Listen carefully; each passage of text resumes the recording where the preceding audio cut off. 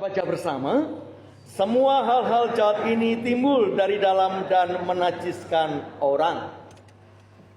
Yang berbahagia adalah orang yang mendengarkan sabda Tuhan serta yang tekun melaksanakannya.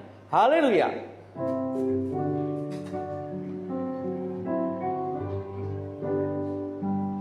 Haleluya.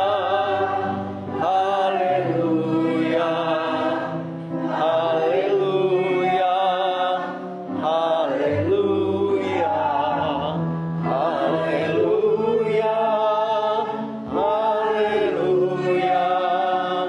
Haleluya. Haleluya. Saudara, hari ini kita masuki bulan September, pas tanggal 1. Pertanyaannya adalah, apa yang kita lakukan ketika bulan September? Harus apa kita? Kita mulai pertanyaan dari majelis. Apa Bapak Ibu majelis? September kita harus apa? Harus ceria. Yang kedua harus apa? Baris pertama harus apa September? Tidak ada jawaban. Baris kedua, baris ketiga harus apa September? Bahagia. Baris terakhir harus apa September? Musik. September harus apa? Harus kaya. Nah, sekarang kita lihat multimedia. Silakan, multimedia harus apa? Ya, lagunya. Oh iya.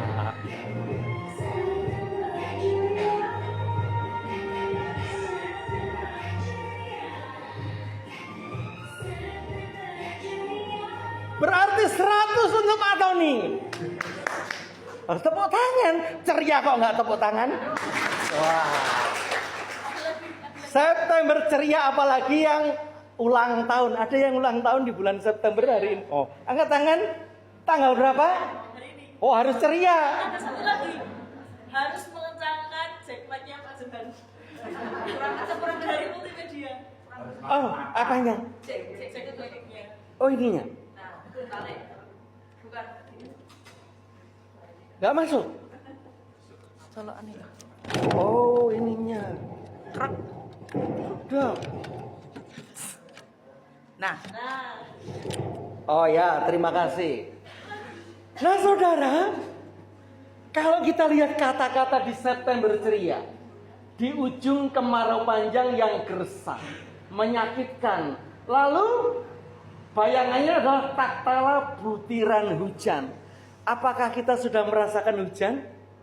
Belum. Apakah kira-kira masih panjang atau sebentar lagi hujan? Kayaknya sebentar lagi. Tapi belum ada butirannya. Maka kita tidak tergantung keceriaan itu dari alam, tetapi dari dalam diri kita. Caranya apa? Bapak Ibu? Caranya adalah, siapa yang jawab? Caranya adalah tema kita. Ayo munculkan tema kita.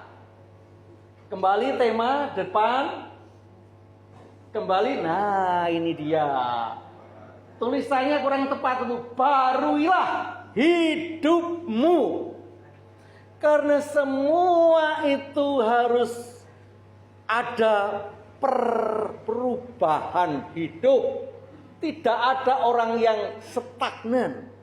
Pernah dengar kata-kata pantarai? Ada yang pernah dengar pantarai? Itu kata filsuf alam. Dan semuanya itu mengalir. Semuanya itu berganti. Walaupun tempatnya sama, tapi situasinya mesti berbeda. Orangnya sama, tapi suasana hatinya juga berbeda. Maka kita harus setiap saat bisa update. Harus bisa move on. Kita tidak boleh terpenjara oleh situasi dan kondisi yang selalu berubah. Maka hari ini kita akan belajar dari firman Tuhan. Harus ada yang diubah lagi. Oh, tampaknya ini harus diupdate juga ini.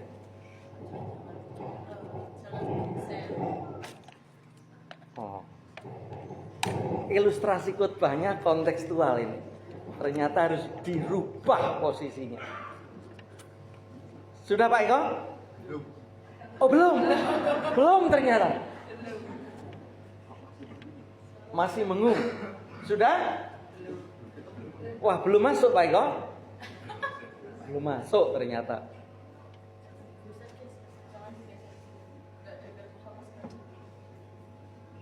Apakah Bapak Ibu bisa mendengar?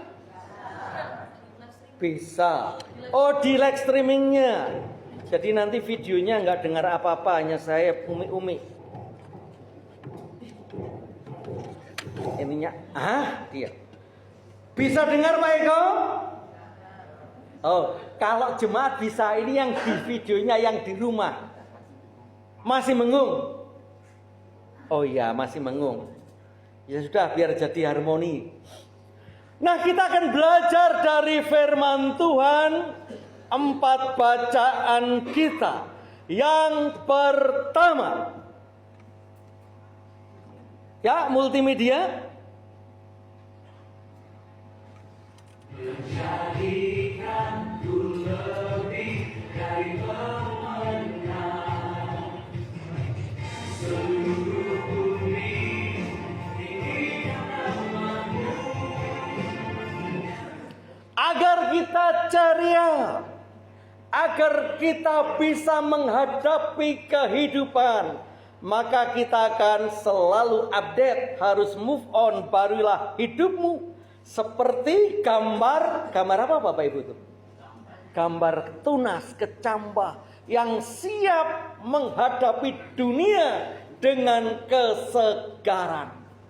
Mari kita akan lanjutkan menghadapi pembaruan hidup dengan firman Tuhan. Yang pertama,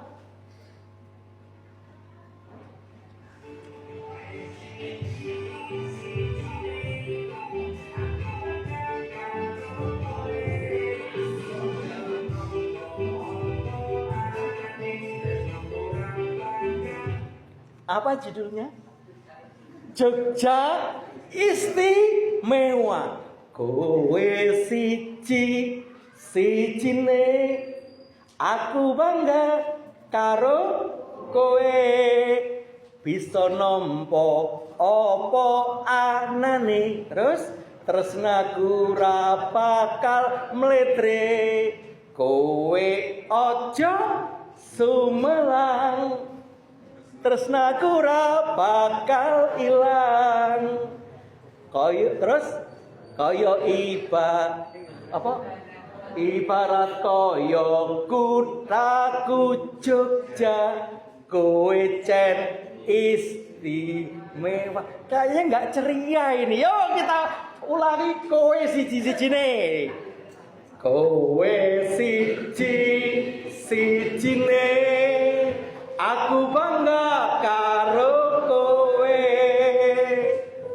bisa nampa apa anane, tresnaku ra bakal mletre, kowe aja sumelang, tresnaku ra bakal ilang. Ibarat kaya kutaku Jogja, kowe cen istimewa. Satu lagi, kowe cen istimewa. Nah saudara, hidung aku itu juga memotivasi kehidupan, dan bukan sekedar formalitas.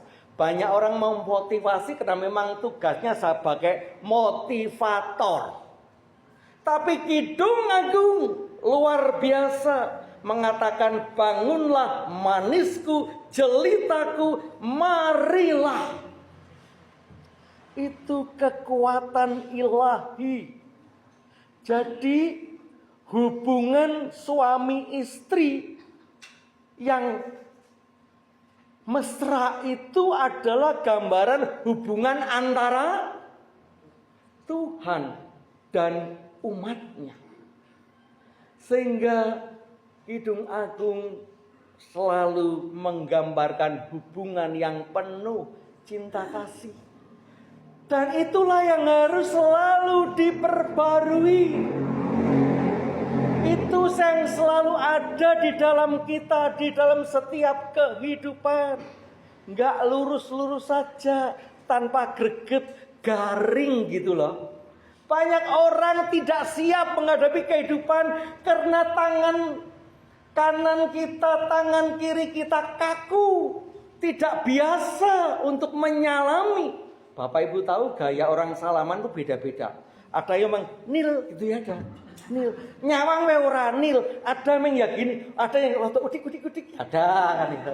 Ada yang datang selamat pagi dipegang tangannya. Selamat pagi katanya. Setelah itu siapa ya tadi lupa, padahal sudah kenceng Bapak Ibu. Dari salaman saja body language orang akan melihat apakah hidupnya itu siap berubah, siap diperbarui untuk menghadapi kehidupan. Banyak orang stres, banyak orang tidak siap gara-gara ya karena kita membatasi diri. Ketika kita menganggap kawan-kawan kita tidak punya arti, hanya formalitas. Bagaimana akan bisa hatinya berbunga-bunga? Maka manisku, jelitaku, marilah. Itulah firman Tuhan. Ketika kita bisa selalu memperbarui hidup, selalu ada gerak, hidup urip kuwi urup. Ketika ada greget, ketika ada semangat, maka disitulah hidupmu, hidupku itu akan mengalami pembaruan.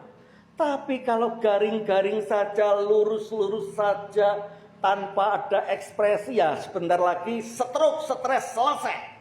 Hari ini saudara, September ceria dikuatkan oleh Kidung Agung. Sapaan kita adalah sapaan untuk para jelita-jelita kita, kekasih-kekasih kita. Marilah kita hadapi hidup ini dan selalu mengupdate, selalu memperbaharui, selalu berganti dan dengan penuh variasi-variasi, mencari-cari regulasi, aplikasi yang membuat suasana selalu baru. Itu Kidung Agung.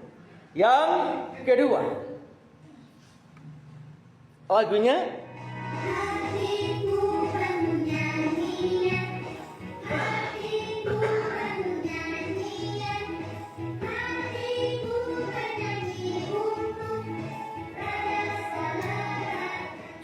mari kita baca ayatnya. 1, 2, 3. Hatiku meluap dengan kata-kata indah.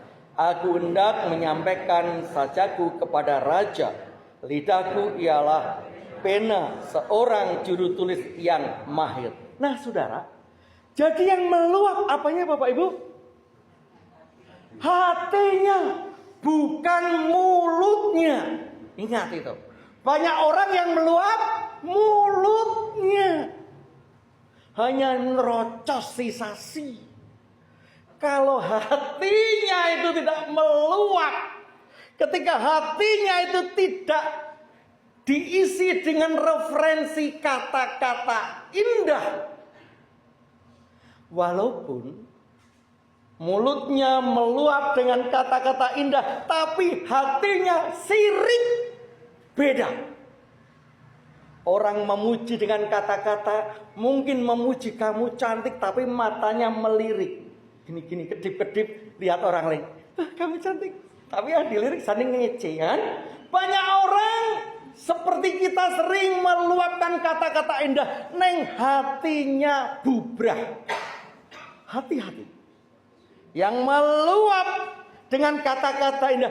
Dimulai dari cara pandang mindset dulu. Ketika mindset kita itu hanya iri hati, ingin dipuji, ingin mendapatkan perhatian, semuanya sampah.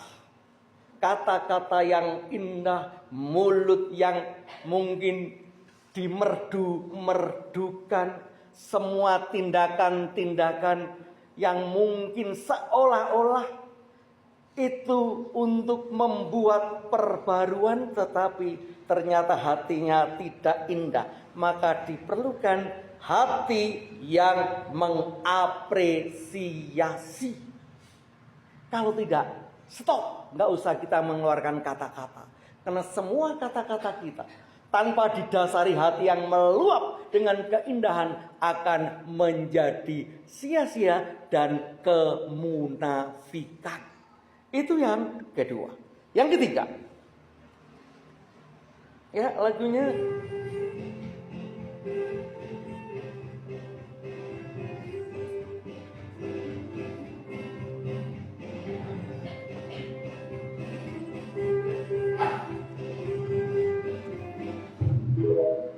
apa Bapak Ibu lagu itu? Rukun cinta satu, rukun cinta satu sama lain, itulah maunya Tuhan. Rendah hati serta ramah tamah lah maunya Tuhan. Tunjukkan, saksikan, tunjukkan, saksikan Tuhan minta. Mari kita berdiri, kita tunjukkan, bukan hanya berteori. Ibadat bukan hanya formalitas, tapi keceriaan yang jujur di hadapan Tuhan. Rukun cinta, mari kita berdiri.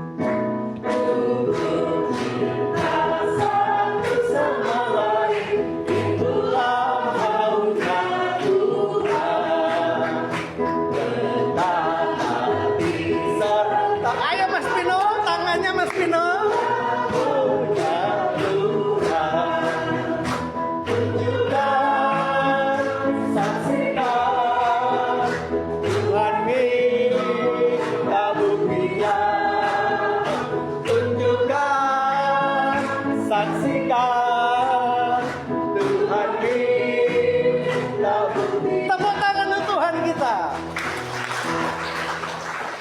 Mari saudara kita baca ayatnya. Silakan duduk. Kita baca 1, 2, dan 3. Pendengar atau pelaku firman, hai saudara-saudara yang kukasihi, ingatlah hal ini. Setiap orang hendaklah cepat untuk mendengar, tapi lambat untuk berkata-kata, dan juga lambat untuk marah. Rukun cinta satu sama lain, kuncinya ayat ini. Kita punya hati yang akomodasi dan pengendalian diri. Memperhatikan orang lain, bukan diri sendiri. Jadi pendengar dulu orang itu maksudnya apa. Jangan marah dulu. Kita lihat apa maksudnya. Maka perlu kita kendalikan hidup kita ini supaya suasana ada pembaruan yang penuh sukacita, tentu baru di hadapan Tuhan. Itu seringkali rukun cinta satu sama lain sulit untuk diwujudkan, karena setiap kita hanya ingin ceria sendiri, yang lain luweh kan itu. Yang penting kita ceria, yang lain nggak punya duit, yang lain sakit gigi, emang gua pikirin kan itu. Tidak. Maka kita harus bisa mengendalikan diri kita. Bagaimana mendengar keluhan orang lain, kepentingan orang lain. Maka itulah suasana baru yang diinginkan Tuhan. Maka itulah apa yang dikatakan Pandu Winata, itu namanya September ceria. Dan yang terakhir, akhir. Nah ini.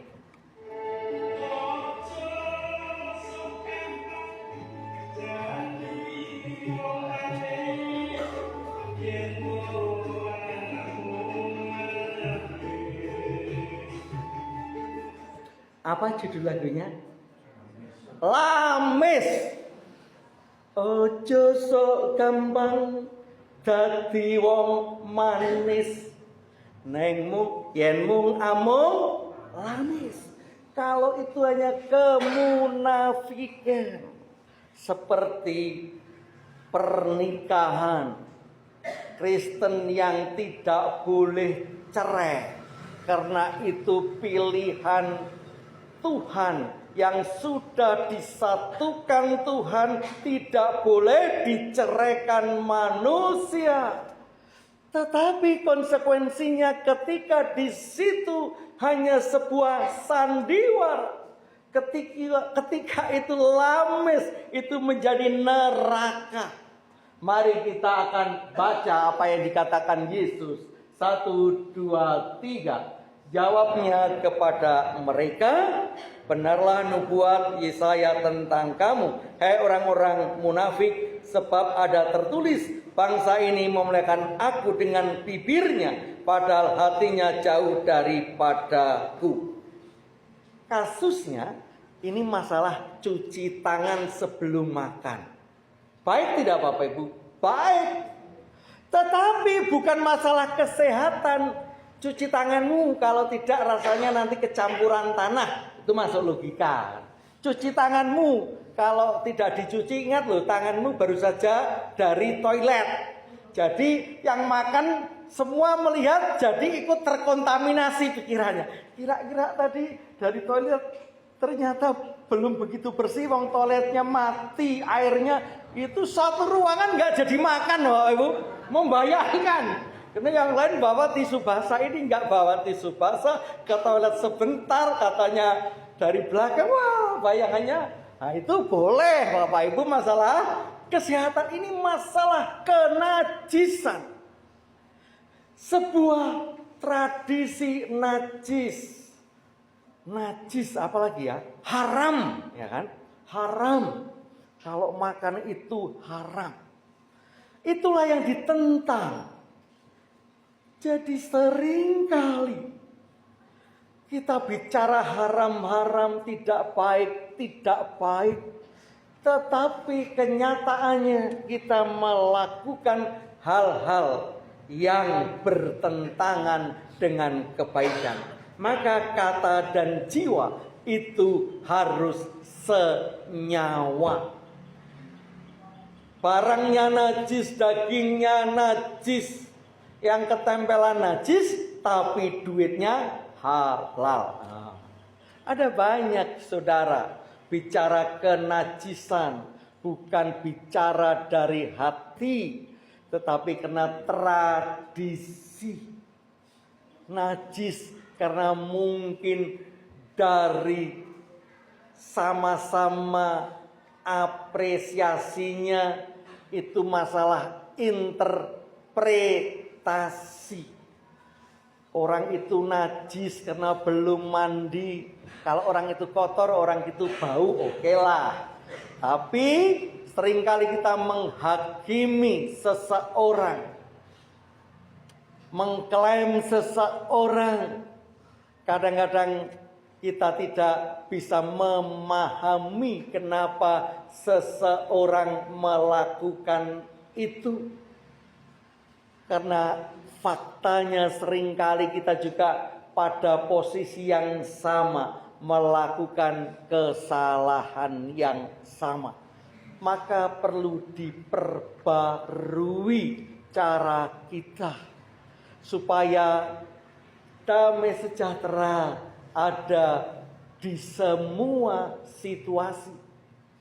Banyak para pelaku kejahatan lebih takut pengadilan manusia daripada pengadilan Tuhan.